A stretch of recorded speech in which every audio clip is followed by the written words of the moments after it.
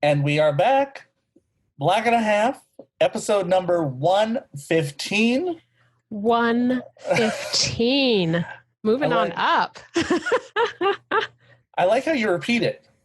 Like, yeah, I just feel like I'm so quiet sometimes. I got to just jump in. You got to emphasize the number. He's I'm Silas Lindenstein, by the way. Oh, yeah, and I'm Samantha Rund. Yes, and we are the hosts that bring all the boys to the yard.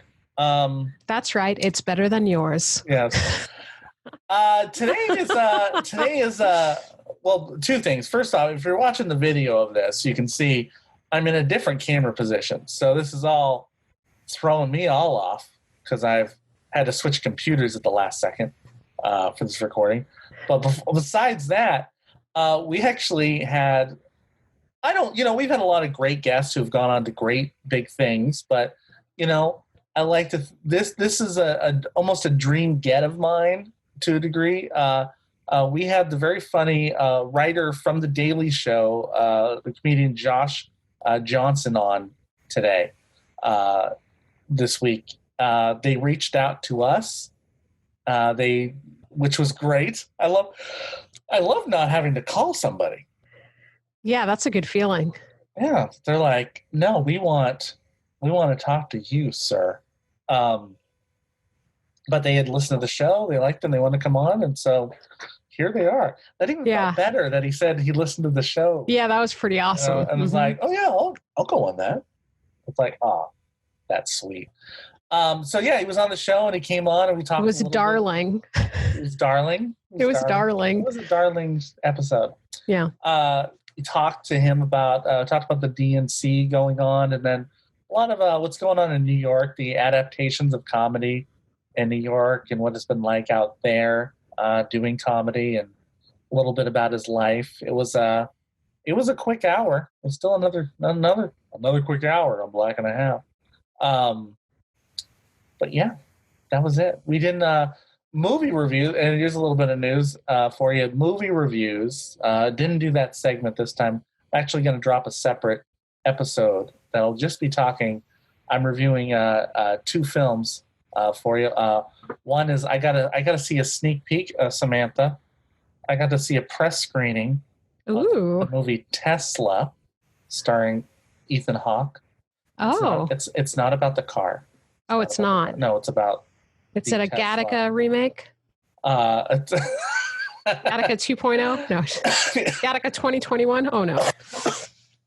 That would be that'd be funny. And then a new Jamie Foxx film that's out on Netflix called Project Power. I'll be reviewing the two of those on the next episode. This will drop this week. And we may be seeing more of that, me dropping these reviews on other episodes so that I don't take too long on this one. I do it for you, folks. And an extra episode, an extra little. I just feel like, Samantha, like when we have these guests become so interesting. Yeah. That I want to hear about them. Yeah. And I'm like, I don't even give a shit about my movie review. Right? Oh, and you dropped an S-bomb too. I drop a lot of bombs. Yeah, I guess that's true. Is that one in particular? I'll use the bidet and clean it up. That's wonderful. So we did that, and that's it. If you do like the show too, you know what? I was watching some social media stuff this weekend, Samantha. Yeah. And do you know one of the best ways to help people spread the word about a show is to go on Apple Podcasts and write a review and rate it? That's like the best way.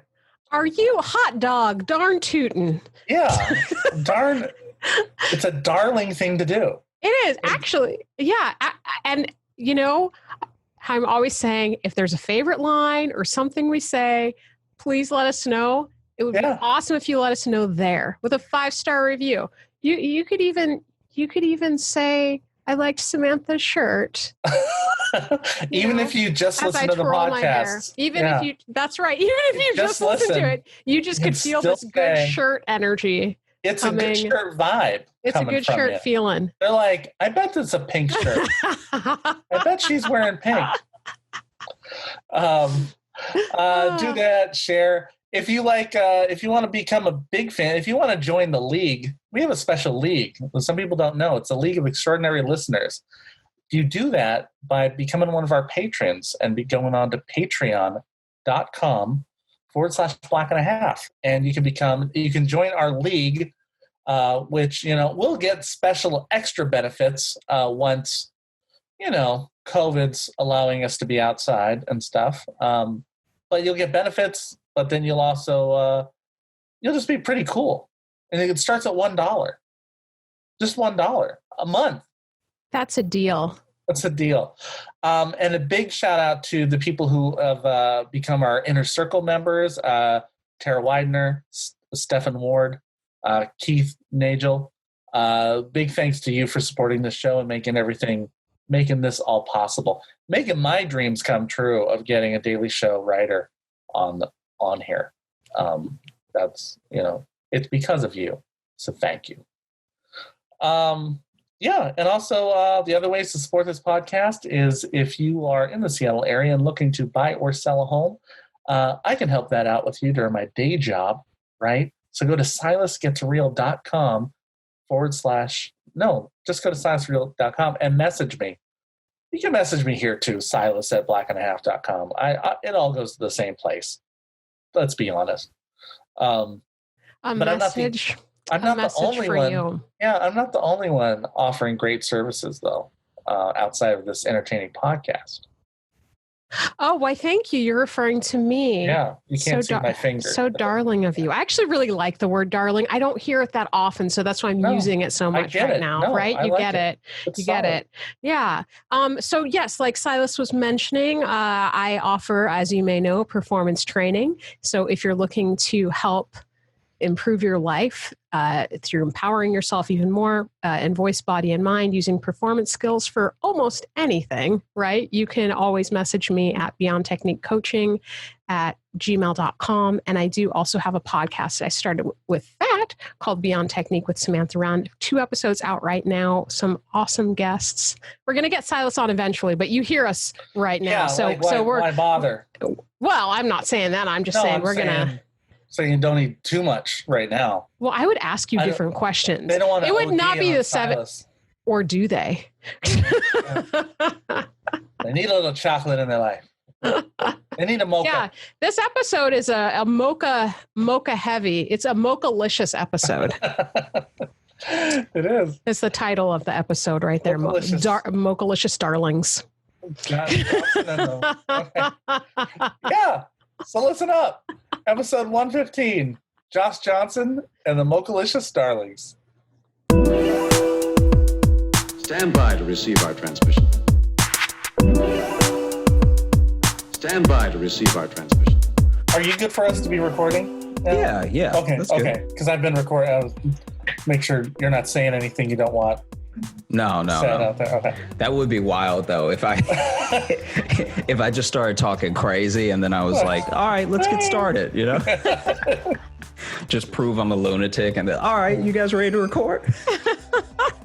No, but I think that one of the things the pandemic will show without a doubt is the people who, for the most part, are actually bad at business and have been this whole time and have just been very lucky and they've been living in a surplus and they've been able to make these widespread mistakes because there was so much free flowing money around that, yeah, I'll buy your $30 t-shirt that just has a dot on it, or, you know what I mean? Like, yeah. I think that people were able to engage in silly things or things they didn't really need or things that were kind of a bad idea just to try it, because we were living in a time where obviously it wasn't great for everybody and it never has been, but we were in a state of economic growth and economic wealth that, when you look at the stock market, you look at other certain sectors, it was unprecedented. And now you're going to see the people who are either just kind of talking a good game or got greedy and did too much expanding. So now you have to downsize, and in your downsizing, your business is going to fall apart. It's like, there's levels to business that are, they almost seem counterintuitive, because it's like, maybe in your startup and you do all these series of raising money and everything, and then 15 years after that, maybe you take another year where you're like, we're just gonna enjoy where we are right now, because the capitalist nature that is going to make us expand and overextend ourselves for no reason is actually a bit sick, and it's going to lead to our business failing. Do you know who Gary Vaynerchuk is? Yeah. So like, I listen to his stuff a lot to try to motivate me and key things I like, but I have not turned him on since this started, because I was like, I don't need you telling me just to hustle right now. Like, you know what? I'm going to take this break. And even over the last couple of weeks, I've been listening to a lot of like happiness podcasts, like the Happiness Lab. Shout out to them. Yeah. Like, just to like think about, like, remind myself, I need to de-stress. You know, I've spent so much time, because my people that listen to the program know so my wife has lupus, like a mild case, somewhat mild case, but what triggers that is stress. So I spend a good deal of my life trying to keep stress out of her life, and really haven't thought about it for myself, because I'm like, I'm good to go. I'm doing, I got comedy over here. I'm doing real estate. I'm doing the podcast. I'm doing all these different things. And now I kind of, you know, when they locked down my day job and my night job, I'm like, well, I guess I just got to calm down for a little bit here. And there's been a level that I've been able to embrace and just enjoy painting my house and working on my garden, you know, and just going, wow. And sort of feeling some sort of sense of calm and going like, I need to figure out how to maintain this as I move forward. You know, I'm totally jumping in because I'm just excited about that. Because, like, I noticed you gave yourself 2 physical things to do. They're physical things to do that improve your home. What? You're painting and you're gardening. And they're physical activities. I'm just saying, I mean, one of them's not really, I'd rather not paint my house, but. Well, yeah, but you're still doing something physical. Do you know what I mean? That helps with your, you know, stress maintenance. So I'm not sure we would have picked Happy Blue had this not happened. You know, like, how about this? This will look cheery. What color would you have gone for? I don't know, but I think I was looking a little more like modern, really sleek. And I do still think but we definitely went a little brighter in the blue than we originally were when we talked about it last year. And it wasn't until we were doing it and people were saying, oh, it's so cheery. I was like, it's probably what we needed. We probably needed that little lightness to get through the day. And it's weird because New York being hit so hard with everything, and I always felt like Seattle, we were like ground zero. We were like, oh no, it started here. And then we kind of locked down, but then of course nobody was thinking about the virus coming from Europe or anything. And it hit you guys and it exploded there. And then we just slowly kept dropping down the rankings. And I was like, well, you know, we started this. This was us. Like, don't forget. Yeah. Like we've been locked down the longest of almost anybody, I think, other than San Francisco. Seattle's been locked down the longest. And so if you've been taking it serious from day one, like me, I'm going like, a little stir crazy. Need to get out of here. Like, can you go to the market there? Like, is that okay now?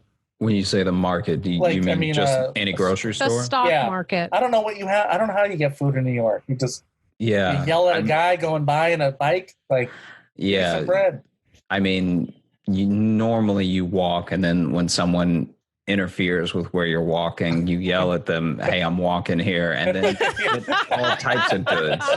Types of goods from that. That's the bargaining chip that starts the conversation. It's like, I'm walking over here, and then they're like, well, do you need any tomatoes? Maybe I do. Maybe I don't. What's it to you? And then it's like, well, if you got $5, I can get you those tomatoes. Yeah. No, I can go to the grocery store. I can do most things. I can do anything that is open. And a lot of the places require masks, and,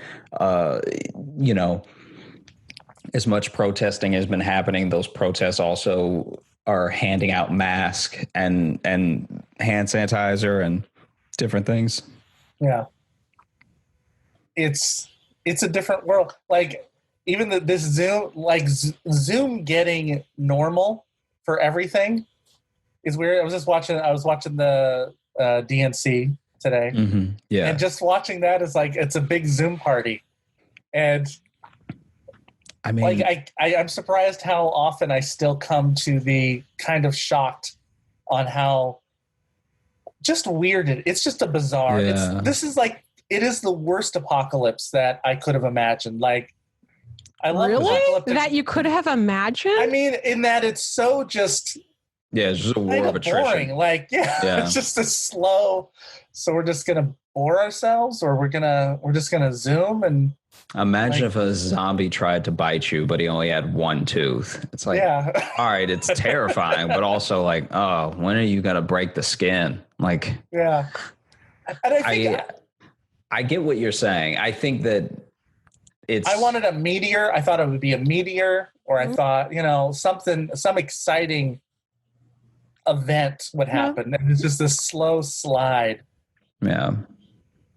Yeah. I mean, I imagine that's what everybody wanted in theory, because if you're gonna die, let's not do it slowly. You know, like I know as crazy as it sounds, it still is this thing of the virus has been happening for so long now, for so much of the year, that people are, this is all over. This is every state in the US. People are slowly starting to take it less seriously.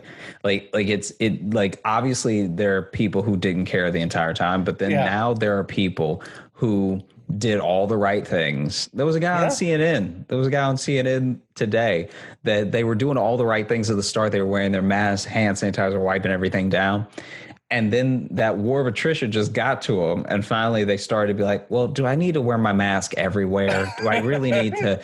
And then the dad got it. And the dad got run through with it. Like the dad got it in a way that I can only laugh because he's okay now, but it doesn't even seem fair. Like, I feel like if I were him and I had a wife and 3 kids, obviously you wouldn't wish it on anyone else in the midst of you having it. But there would be a part of you that's like, how am I the only one? It's like if you were getting mugged and they only picked you. And it's like, there are 5 other people right here. Why are you hitting me? You know? Yeah.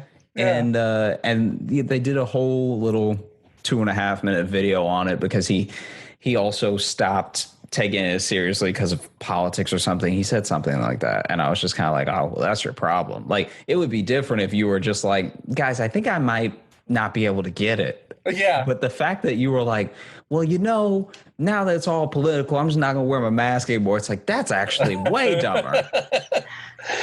A lot of people have convinced themselves that they've had it. A lot of people are saying like, no, I remember I was sick in November and it was really weird. And a bunch of other people were, so I probably had it. So, but I'm not taking it seriously anyway. People are pretending that they've already had it the way that, do you remember how virginity worked in junior high? Yeah. People were like, you know what? I think I lost it because she did some over the pants stuff. And I'm pretty sure that's going all the way. I can't imagine what else there is besides that. Oh, that's funny. It's, I'll get into that later. I want to talk about your special, when I saw you on Netflix. But did you guys, are either of you watching the DNC? I mean, I'm guessing you have to, Josh. That's probably. Samantha, are you? It was today. And yesterday, yeah. Oh, it was so busy today. I didn't get a break all day. See, I know. I'll put it on though. Samantha isn't as political as I am, but I thought you would have loved Michelle's. Oh Obama yeah, speech. I watched her speech first thing this morning when I woke up. But so I was actually like, oh yeah, when it comes on, I'll watch it. But then of course I didn't even know it was today. But I saw her speech. See, I'm on the US. I can only watch. I was on the late feed, so I know it all ended. But I'm just recording it. Like, I know it's all over, and I started seeing headlines. I'm like, I haven't gotten to see Stacey Abrams speak yet. And so I'm Can't I watch it on YouTube afterwards or something? Probably, yeah. They usually I have cable. I'm an old person. I don't have live television. Yeah, no, I like to see things as they come out, like online. Like I have to. I don't know. Like I'm willing to pay that bill every month just so I'm not, a day late. Yeah, what kills me about the DNC now, especially the fact that there can't be an in-person convention, is that now if you're just not one of the highlights, that shit must hurt. Like imagine, like Michelle Obama is trending because of her DNC speech, and then you're over here. I don't even know who you would be, but you're over here. You're John Kasich. You're somebody. You're like, I was there too, and there's no because you weren't clippable. There's just no proof you even did the thing last night. Or they did the collage of like people, right? Where they each got like 15 seconds to say it. Oh, and the delegates, when they're yelling out their delegates, we're voting. Yeah. It bums me out. I don't know if I like in a weird way, the fact that we've turned politics into sport, like it's, like two football teams that play each other every weekend. And I think that now without crowds, without real time reactions, you're just seeing so much of it for what it is, and you're seeing all the posturing, and you're seeing all the exhausting levels of like, you're just seeing a lot of I know the RNC hasn't happening yet, but like when you compare them when they're both done, if you had to watch both of them through and through, I think that you would just want to leave America. Not even out of anger, just the way that you want to leave a party that got too boring. Yeah.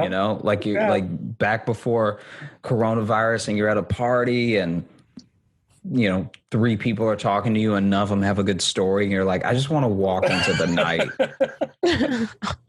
That's kind of how I feel. That's got to be to a certain degree what it is. It's getting to a point now where I was having this conversation with a few people now where I don't know what it takes.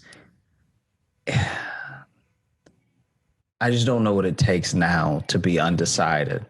It's like, is your brain broken? Right. I would actually rather you just be a Trump supporter because now at least I know how to talk to you. Yeah. But the fact that you're undecided, it's like, were you in a coma? How are you undecided? Not sure. Not sure.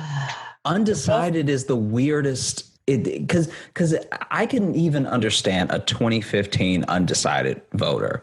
Yeah. But now it's just like, no, there's no. Yeah. And I'm not even saying that you have to be staunchly one thing or the other. I do think that it's a mistake that American politics exists in this binary where, like, if you want lower taxes, you also don't want any woman to have an abortion. And if you want, I think that too many things have been grouped together and the parties like moral chains that they're linked to and their policy issues have become too broad. Like, I don't know too many people who want all of the things that tick the boxes for their party that they belong to, that they're always going to vote for. That being said, if you still don't know, it just feels crazy now. Like, if you don't know who you're going to vote for, I don't even know. I would love to talk to you. I'd love to have a conversation. Do you think the undecided people are also the people who end up being jurors because they're just so unaware of events going on and don't have really any opinion that they can sit on a jury?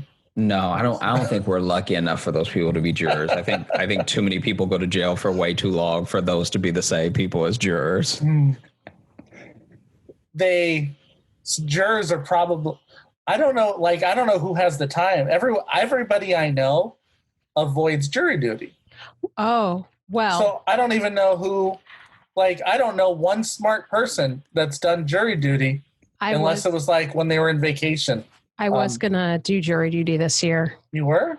Yeah, actually, it was my turn. My back went out, and then I had it. That's always something. Yeah. I mean, it's like I couldn't sit. I mean, so I legitimately couldn't be there. But then I think when it got pushed again, I think that's when the COVID situation happened. So it was like, if you feel unsafe, you didn't have to go. And I'm like, yeah, I am around people who have a pre-existing, you know what I mean? Yeah. So I'm like, I can't risk it. So I was like, okay. But I was actually kind of looking forward to going. I was curious, you know. I've only gone to it once, and they asked me to leave, and I was really mad because I was the only brown person on the jury, and I was the only one they asked, "Sir, have you ever fired a gun before?" And I'm like, "Yes." And so he's like, "You don't think it's a big deal then or anything?" I'm like, "Well, no. Like, I mean, for me, I didn't think it was. I just said no." Probably and the situation. Then he dismissed me, and I was like, "You're not going to ask these people? Other white folks you don't care if they ever shot a gun? Like, just me?" And I felt like I wanted to explain. I wanted to say, I'm like, I'm not a criminal. Just we had guns. Well, what was the case? It's because they brought their guns in. It with was them. an assault case. The guy was in chains and in his orange jumpsuit there. So it was an assault case, and they wanted to know if you had ever fired a gun. Yeah, like I might have too much sympathy toward him, I guess, or something. I don't know. Josh, were you always into politics? Not at all. Before, like, no. Is it before all this happened? No. Before this happened, or like, I mean, are you currently writing for the Daily Show still? Or this Daily Social Distance show? Yeah. So I met Michelle Wolf a long time, a year or so ago, and so it was interesting when I asked her. She told me, "Yep, nope, never into politics. She just met Trevor saw her one night and thought she was interesting and brought her on." So did you have like apathy toward politics before getting into a show dealing so much with it, or I wouldn't call it an apathy. I would just say that I didn't have I wasn't keen on sharing as many of my views, because at the time, at least, if you're thinking all the way back to like 2012 or something, when I first started doing stand-up and stuff, we weren't like, obviously there were plenty of things to be political about, and there were plenty of issues that I could have voiced, but I was also learning how to talk to people on stage and off stage. And I think that I was doing so much of that learning that I didn't think I was the right person, and didn't think that I had enough to say in either an interesting or eloquent way that anyone should be subject to hear it. You know, yeah. I think that with the show, I've become more politically minded and have sought out more opinions and ways of thinking about things. But I think overall, even in stand-up now, I'm not that political. I still look at the more macro sense of what's happening and try to look at the broader picture to see if there's something that makes sense that doesn't necessarily tick a bunch of boxes, and it can be a bit more universal. But then I think that when I started having to read the news for the show, having to have an opinion so I could write a joke that was informed, I think that did change a little bit of my overall perspective towards it. But we're also living in an unprecedented time where like 9 things are happening at once. So I think now it's a bit difficult to not be political. And I think that while I can applaud people who see it as a private issue and everything like that, and I respect that, I also think that the same way that being political used to kind of be an easy in or just a way to seem interesting. Now I think that not being political is that way, or trying to seem like you're apolitical is that way, when in reality very few people are. So I am not a fan of everyone getting into the dirt and you know, fighting for whatever their team is on every level, in every Facebook post or tweet or on every TV show or anything. I'm not a fan of that, but I also think that you're fooling yourself if you think you're the objective one. That's what everybody thinks. That's when I think that people get a bit silly, where they don't recognize that they're left or right leaning, and they don't recognize that maybe they are short-sighted on some issues. I think it's a bit silly. But to answer your question, no, I'm not. I wasn't political before the show at all, and I don't know if I am now. I just am conscious now. Now, you're have you been a correspondent on the show? No, I'm a writer. Okay. But like, I think there must still be a freedom though for you to be able to write political jokes, but no one's expecting you, like, because I think like if Trevor goes on TV and he doesn't talk about politics at all, people are like, that's how I know you. Why aren't you talking about that? Or you can go on and talk about anything. Like, you write these sharp political jokes, but you don't have to. You can kind of just, you can talk about bacon, you know? Yeah. I mean, I think there's especially some freedom still with stand up that you can go and move in ways, and you're also not beholden to anyone, because you can move in ways that aren't connected with people knowing you. So that's the other thing, is that, I'm getting to a point now where more people know me, but I'm still not at some insane level of fame. So I can still take lots of chances, and I can still be completely and totally honest without boxing myself into a corner. It's a thing that I think I can't remember if I'm remembering the conversation correctly, but I think Joe Rogan said it about Bill O'Reilly, where he sort of watched Bill O'Reilly's career and was like, he started out as a guy that was making pretty much sense, that you could tell was a bit conservative leaning and was a little bit inflammatory. But then it became so much his brand that it just became about bad faith arguments and about making people look dumb, and about like totally, I mean, you see it now with the Ben Shapiro's of the world, like totally destroying leftist, like that sort of mode that they're in. And I think that sometimes, even when you're doing comedy, you can get into a place where you trap yourself in that way, and that's what people know you for and expect from you. So now if you have a nuanced take, or if you have a different approach than is your normal one, people actually won't know what to do with you. It's like when you're famous for your beard and then you shave. It's like you're still the same person, and you're still saying the same things, but then people just don't know how. That's not the image I have of you. Did so you got discovered? So you got to? I mean, did you get discovered in New York then? Sort of for the. I mean, were discovered is a strong as a writer, I guess. You just submit, or did you submit a packet, or did someone see your stand up? Oh no, I definitely submitted a packet. Okay. And I was also coming from Tonight Show, not directly, not like one day to the other, but I had that on my resume and stuff, and I think that also helped. But as far as when I moved to New York, I didn't have a comedy job when I moved to New York. I was still working at Trader Joe's and doing stand-up at night and stuff like that. And then things started to come together. And because originally, remind me where you're out of originally. I want to say I grew up in Louisiana, and then I started stand-up in Chicago.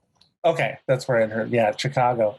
Did what would you say the difference is between comedy in Chicago and New York? Is there much? Yeah, I would say so. I think that the spectrum is definitely wider in New York, because you have so many more people, and you have so many more people doing it and reasons for being here. So I think that you have everyone from the completely just weirdly, awfully delusional to the actually super talented and famous. And then in Chicago, the spectrum is a bit smaller, because you have a few more hobbyists there who are very, very good at stand-up, and it's what they do and they love it, but they also have a day job that they also love. So this is never going to be more than that for them. But they're at clubs and they're doing great work. And then you also have a lack of industry in Chicago on the level of New York. So then you have a little bit less desperation and a little bit less worry about who's going to be in the crowd and who's going to see me and what. So there's still comedy scene politics like there is everywhere. But I think that in New York, they have a little bit of actual stakes. And then in Chicago, they just don't. Like it just doesn't. There are people who are very, very funny, who are going to do very, very well, that may have never become a darling in Chicago, but that's fine. Whereas being a darling in New York actually does get you places and gets you things, because there are production houses and there are producers and casting directors that come to shows that will see you or will hear about you because you're a darling, I think I feel that way about Seattle too, doing stand-up here. Is nobody, like, I always feel like, well, it's a pretty safe place. Nobody's going to be in the crowd, Yeah.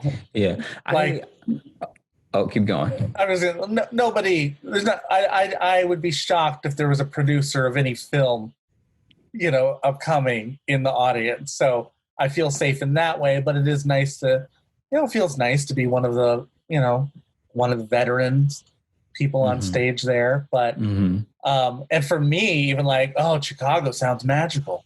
There's so much in Chicago. Yeah, so much more. I will say for styles, it's also a bit of a difference because in New York, I think people are a bit more aggressive and punchier and a bit more in your face with their comedy and their points and their takes and stuff. Whereas I think Chicago leans a little bit more towards storytelling and towards a laid back version of being on stage. Like I think that Chicago definitely molded me into being very relaxed and everything on stage and trying to be as much myself as possible. Where when I moved to New York, it was an influence and it was a pressure at first because I saw everyone doing it. But then when I realized it wasn't my thing, there was a bit more of just influence of having a punchier set with just rapid fire jokes and just nonstop, just killing and, making sure the audience couldn't get a second breath in. And then I realized that even though that is fantastic, and I think that that's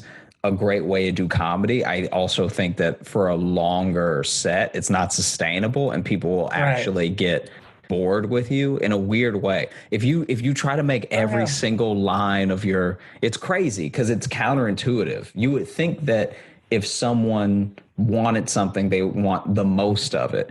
But then it's almost exactly like ice cream, where if you put so much sugar in ice cream that it makes people sick, now they won't want it. Yeah. But they did want like a sweet treat, and I think that you have to focus your hour that way. You have to know when to tell a story, when to have rapid fire jokes, when to share an emotion and take people out of it for a second, when to bring them back with a surprise, with a joke or something. And I think that Chicago, the mix of Chicago and New York for me is what helped me get there.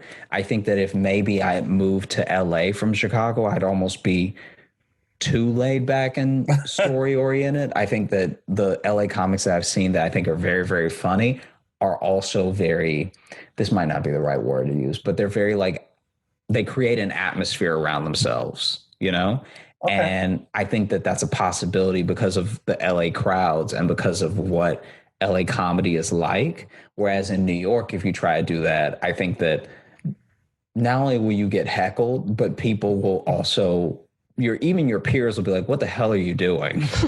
Yeah. But I think that it works in places that have a particular vibe. You still have to be yourself on stage and you still have to be yourself in your approach to comedy. But I think that there are certain aspects of comedy where if you can read the room and the vibe perfectly and adapt to it, you'll always succeed, even if your style isn't necessarily built for that crowd. I've performed in comedy, or I performed in New York one week for a competition a few 4 or 5 years ago. And I will say, like, I do feel like, I don't know about Samantha, because she started in LA. So I've never really, other than visiting, I've never been in a big market for it. But going to New York was very exciting because I felt like I wasn't sure if anyone would find me funny, like on the East Coast. And my last set there was really great. And there was nothing, like, I haven't felt prouder of a set than feeling like I won over a New York audience. Like, even though it's, only 30 people in the room, I get kind of smaller there. But it was just, that was a great feeling. And I had a Seattle comic there with me to witness it. So. And it's also just something that I think is indicative of the fact that, like, you won over a bunch of people who maybe didn't even want to be there. That's like a huge part of New York comedy that gets left out, is that like people, a lot of shows are people's last resort. Like, the reason that they're in front of you right now is because they couldn't get tickets to Hamilton. So you have to be. So even the comedy show that was going to be good. Even though because here we trick them with a bar, it's a bar. Yeah. We just give, there's a comedy show down here, by the way. So even the show that they bought tickets for, you were the second or third choice. I mean, you're lucky if you were the third. You're probably the fourth.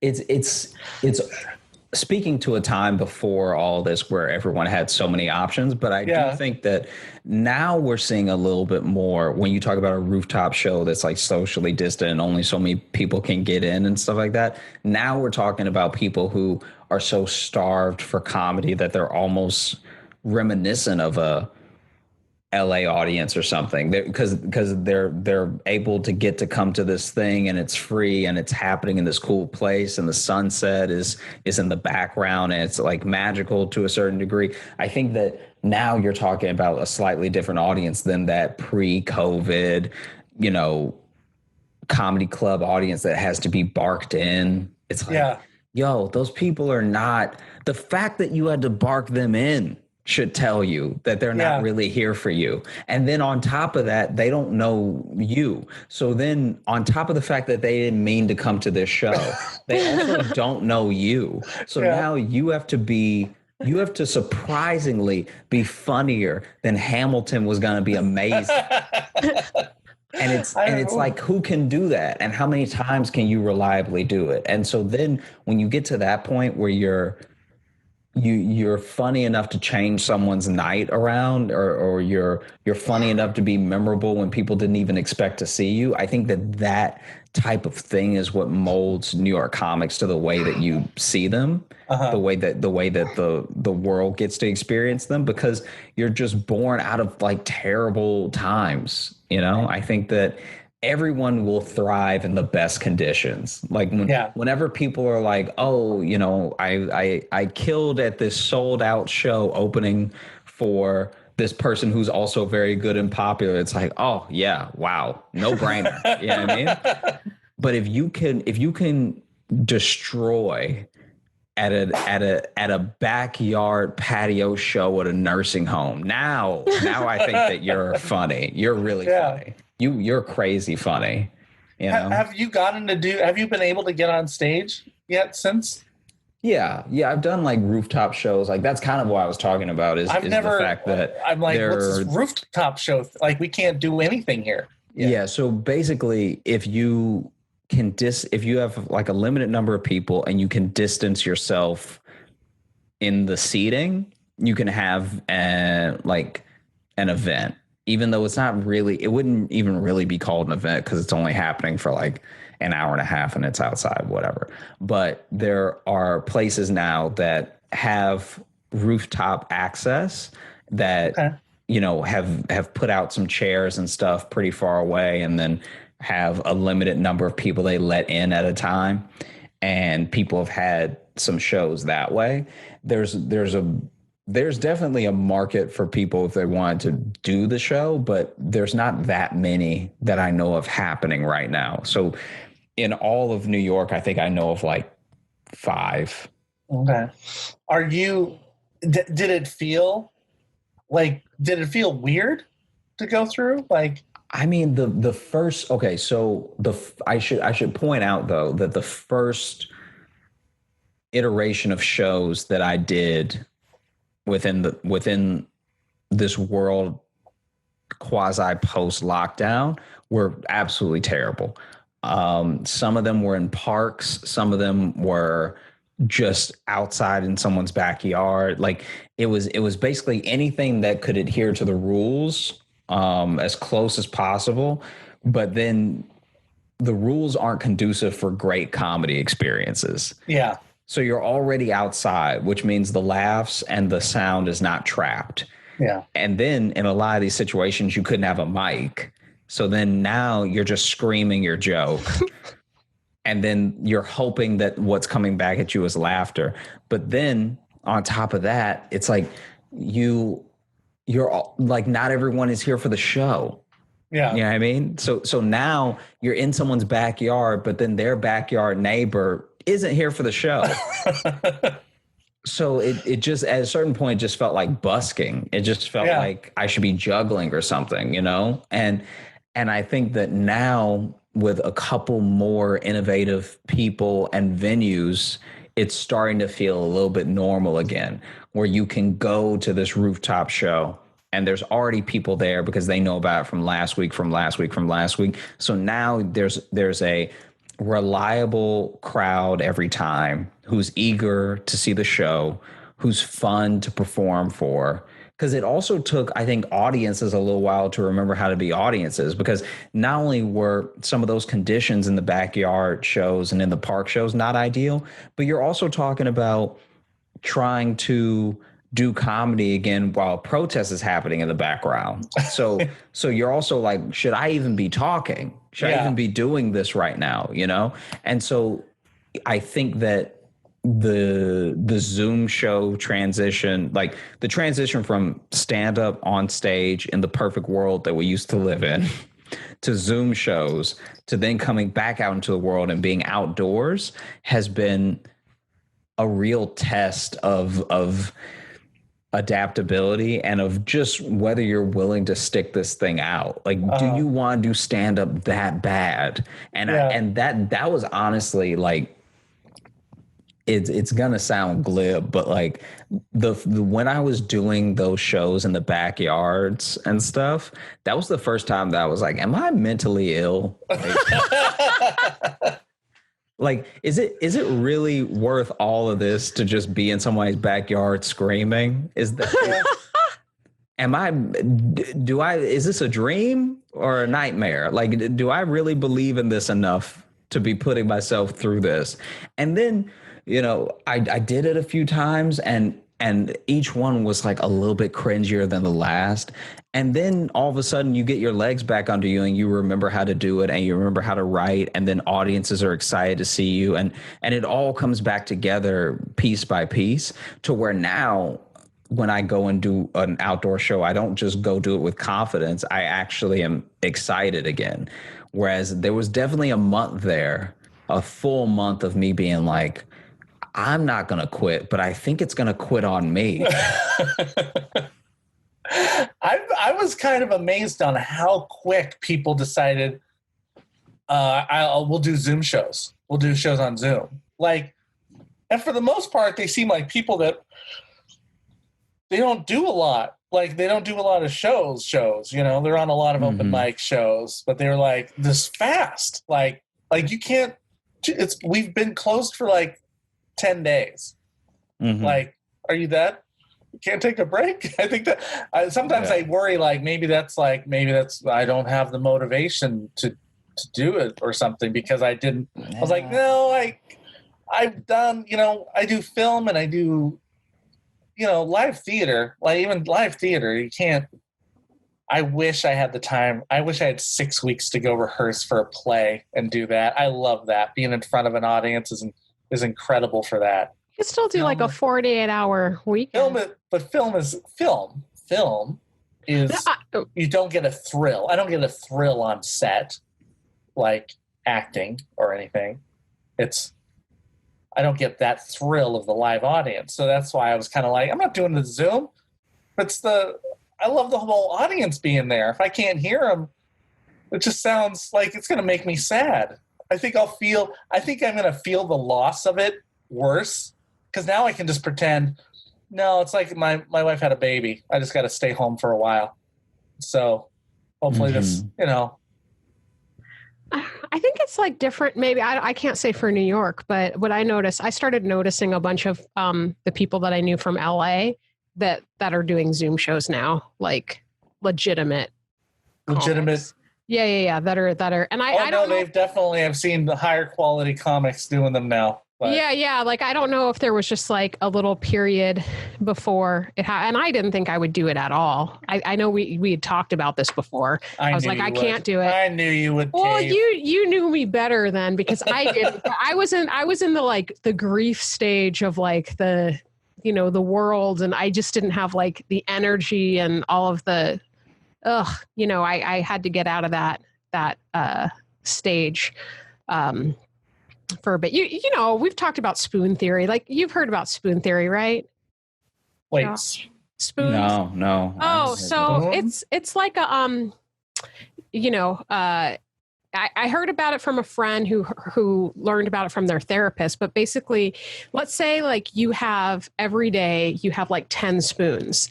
And if you are feeling super healthy and everything like that, maybe 5 spoons go towards, your day-to-day activity. And then you have leftover spoons for your hobbies, your interests, your passions, or exercise, those other things. But if you're dealing with like a loss or grief or stress or, a sickness or something like that, it takes away how many spoons you have for the day. Mm-hmm. So that's why I say, like, at the beginning of the whole situation, I didn't have my extra stand-up spoons. I didn't have my extra creative spoons. I had like my 5 spoons to get me through the day and like maintain some sort of hope and not get too angry and all of that stuff. Anyway, so Silas, when you say that you knew I would do the Zoom, you knew I was going to get back all my spoons. That's the moral of that story. And once I got back more of my spoons, I'm like, I miss stand-up. And I was asked to show. So I did one this past week, was my first Zoom show. It was super weird. They didn't have this particular one, like the audio was off. So it was just complete silence. And that was super strange. I don't know. I don't know if the ones that I'm doing this weekend, if they're going to have like audio on or not.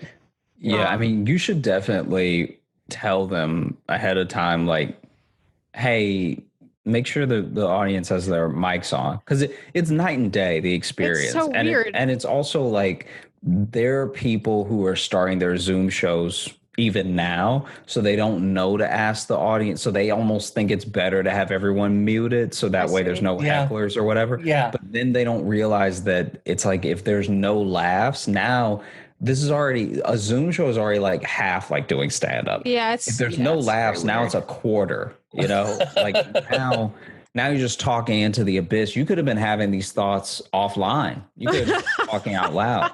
So, and I think that this is also a time where a lot is changing, and we're seeing the effects of it on what we thought, the things that we thought were concrete. So I think that now I see more comics making sort of demands like that, of like, no, this will actually make the show better if you do it this way. Not saying I won't do the show if you don't do it my way, but just in general, like there was at least 2 Zoom shows that I've done where I've been like, even if you ask the audience to put their mics at 50%, you have to let the audience have their mics on. Because there was a show that I did where they didn't do that, and I was early enough in doing Zoom shows that I didn't even know to mention it or request it, or even tell the audience in real time, like, hey, turn your mics on, turn your videos on, let me see you, whatever. Yeah. I didn't know to do any of that yet. And I remember doing it and feeling okay. Like, I knew the jokes worked that I did, but then past that, I was like, that was a little weird. And then the booker reached out to me afterwards, like, hey, that was so great. Thank you so much for doing the show and everything. And, people really liked your set. Apparently in the chat, people were writing nice things and stuff. But then he was like, and then we had 80 people on Twitch. And so now I'm looking at this, when I did the show, it was 20 people on Zoom. but they were also linked up to Twitch, which had 80 people. So now 100 people saw me have what I thought was like a fine set or maybe a mediocre set, but it didn't have the accompanying laughs because the people on Twitch can't laugh. They're completely separate from the experience. I will never hear the Twitch laughs that are happening. Right. I can hear the Zoom laughs in real time if they have their mics on. So I think it's just important to be thinking about those little things that, even though they don't necessarily have too much to do with comedy or you're not running the show or anything, they will make for a better show and a better experience. Mm-hmm. Yeah, that's a great point. I will need to ask that before this weekend. But my mom's suggestion was, Samantha, can you just get yourself a laugh track? Oh. I'm going to be my own like 90s sitcom. I was like, hit your punchline and then press the button. Yeah, and then press it. I'm going to just get a bunch of like parrots and train them to laugh at my punchlines, and there, we've got it. Well, I'll get you a laugh track for this show next week. Josh, so my understanding, you have a podcast. Did it just drop? Is it coming out? Yeah. No, it's out now. I was looking. I thought I think when we first booked you, I looked for it and I don't think it would premiere. Oh, yet. Yeah. Maybe when you first booked me, it wasn't out yet. But it's the Josh Johnson Show. You can catch it on Spotify, Apple Podcasts, pretty much wherever you listen to podcasts. And it's a show that I do with my buddy Logan Nielsen. And, we basically talk about comedy and life stuff. I usually share a story or two from my life and he'll share one from his, and then we'll talk about not necessarily current events, but basically just the way that we feel about things, which is, that's hella broad, but it's essentially how it plays out. Is this a podcast brought upon by the situation, by COVID? Is it? No, we had actually been trying to figure out how to work on a project together for a while, and then we decided that a podcast was best.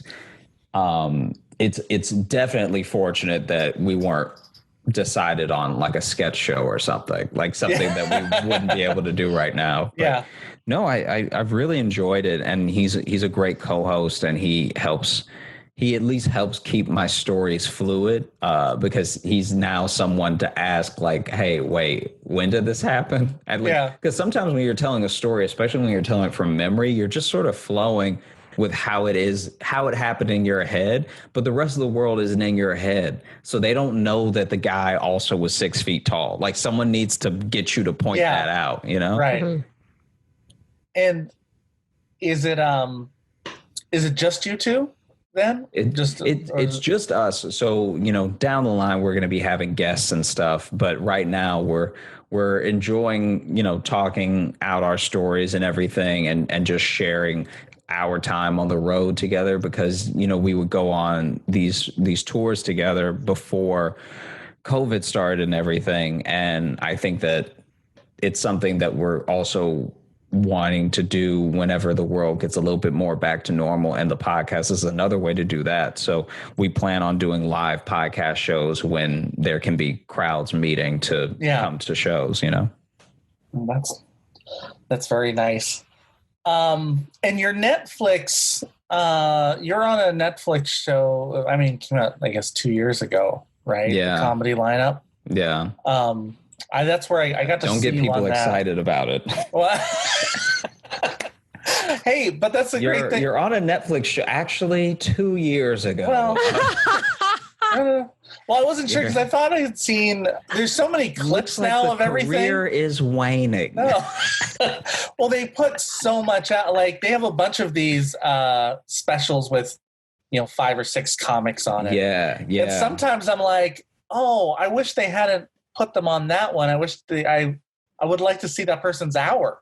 Sure. And I feel like, if they put them on that, then they're gonna it's gonna be a while till they give them all their hour, right? I mean, potentially. You never know. I think that it's different for every person. I think it's going to be interesting to see what happens to stand up and specials and recordings after this, because I think that there's a very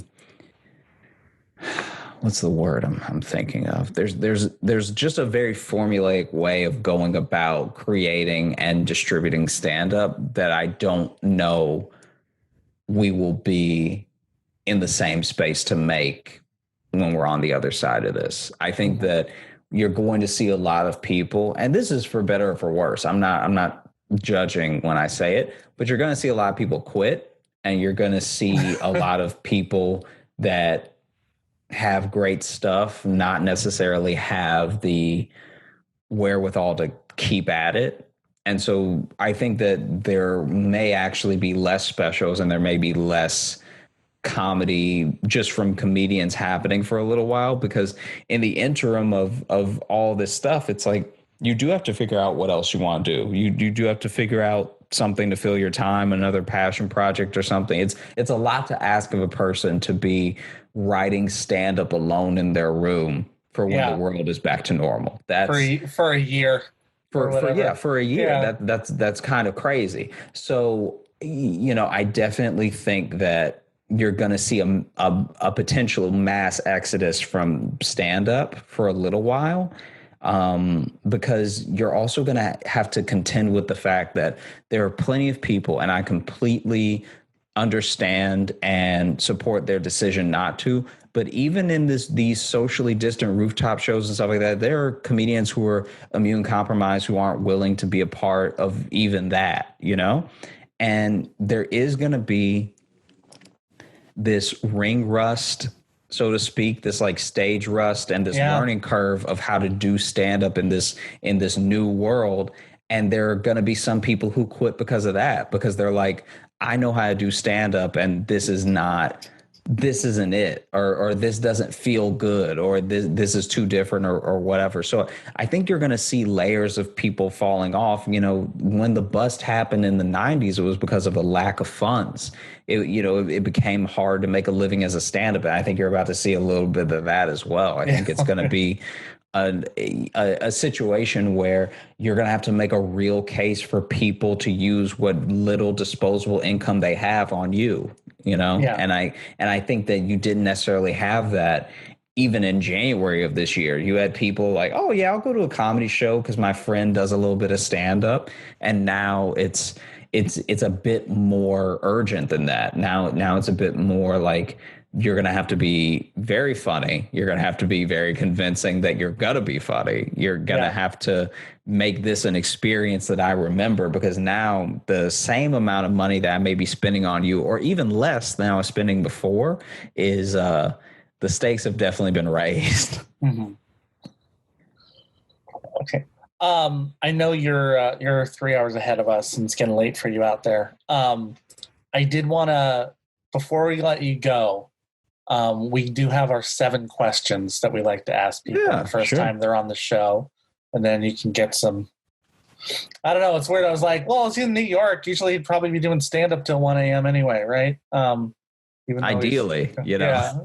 And then how early do you start on for the Daily Show, though? Like, is that a 6 a.m.? No, like probably anywhere from 9 to 10. Okay. I will say I am truly amazed on how quick the turnaround seems to be for material and jokes that you have on the show. Oh yeah. For that night. Like, I'm just always blown away. Like, that happened today. How did they do that? Okay, 7 questions, just your, whatever comes to mind first on these. There's no wrong answers on them. Okay. First, what are you most nerdy about? Probably the UFC. I think that I'm big into MMA and I'm big into martial arts in general. And I think that I've been trying to learn so much about it that then anyone who can teach me something or has a shared interest, I'm immediately like geeking out with. I only have so many favorites. I don't actually follow every fighter, but I do follow weight classes and I follow matchups and rumors of matchups. And so I get excited about stuff that isn't even going to happen, because sometimes people will tweet out a rumor they heard about a matchup that hasn't been signed yet, and I'll be like, that'd be so great. And then a year passes and it still doesn't happen, and both of them have fought somebody else and have no intentions of fighting each other. But MMA is probably the one thing that I get really nerdy about outside of comedy. Okay. What's something that you love to eat?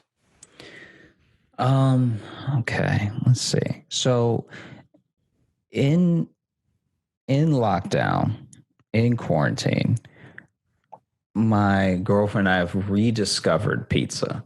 And I say that because we loved getting pizza in all the different places in New York, but we hadn't actually sat back and figured out ways of making our own pizzas that we love. So, my girlfriend made some dough from scratch one time, and then we made a pizza from that, and then we used some flatbreads just from a store, and then we also got dough from a store and tried to like bake the dough with the baked toppings and everything. So that's been huge.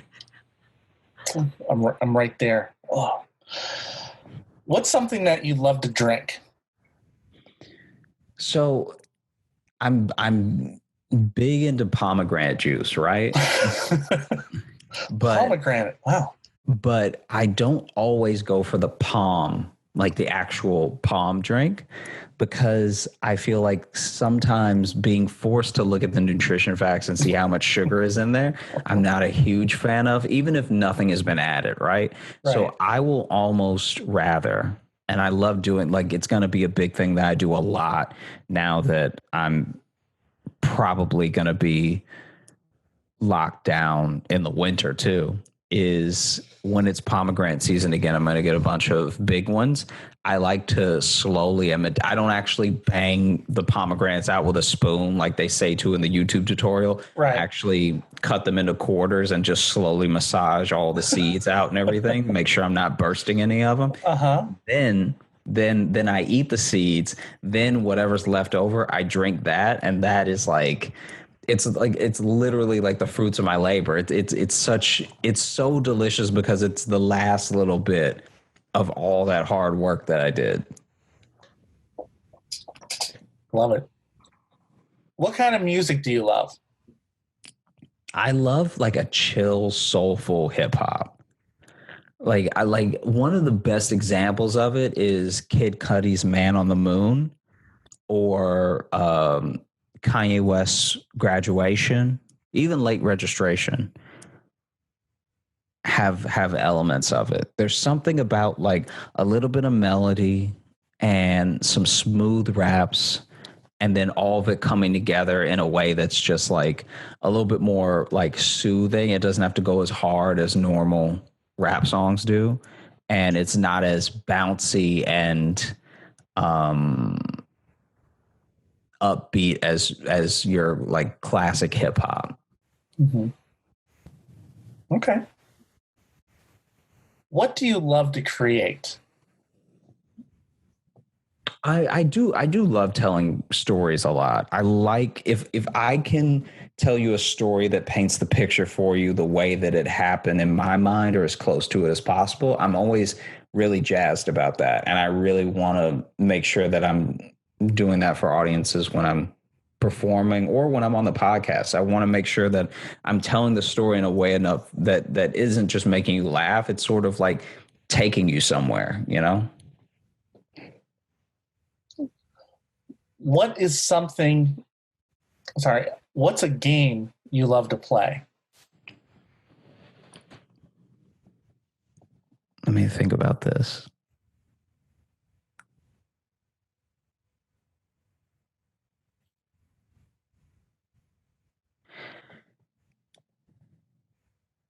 Okay, there's a game called Code Names. Have you heard of it? Mm-hmm. Yeah.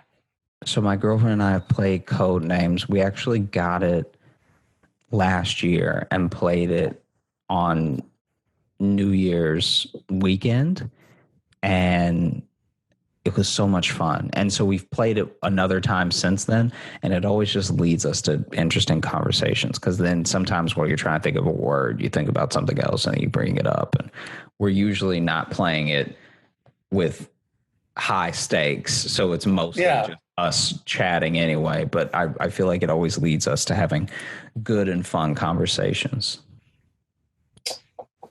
It's wonderful. I love that for games. And last question.